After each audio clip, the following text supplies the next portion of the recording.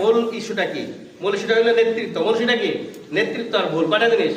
নেতৃত্ব, ভুল। নেতৃত্ব আর ভুল। কিছু ভুল আছে যেটা আপনার আল্লাহর পক্ষ থেকে মাফ, আপনি রোজায় ভুলে পানি খাই বলেছেন, আল্লাহর পক্ষ থেকে মাফ, রোজা হবে।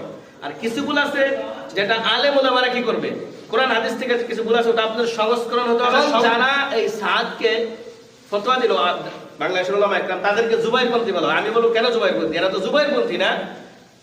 আল্লাহ পাক কোরআনে বলেছেন ইন্নামা ইয়াখশাল্লাহা মিন ইবাদিহিল উলামা, আল্লাহর বান্দাদের মধ্যে সবচাইতে আল্লাহকে বেশি ভয় করে কারা? আলেম ওলামা। এখানে আলেম ওলামাদেরকে আল্লাহ ফুল পাওয়ার দিয়ে দিলেন, শ্রেষ্ঠ জাতি হিসেবে আখ্যায়িত করলেন। আল্লাহ রাসূল বলছেন আল উলামা ওয়ারাসাতুল আম্বিয়া, সমস্ত উলামা ইকরাম হলো নবীদের নায়েব প্রতিনিধি হিসেবে কাজ করবে। দুইটা দলিল। এখন এই যে আমরা ফতোয়া দিতেছি, তিরমিজি শরীফের হাদিস, ইয়াহমিলু হাযাল ইলমা মিন কুল্লি খালাফিন উদুলুহু, আমার এই সর্বশিশু সব সময় এই দ্বীনের দ্বারক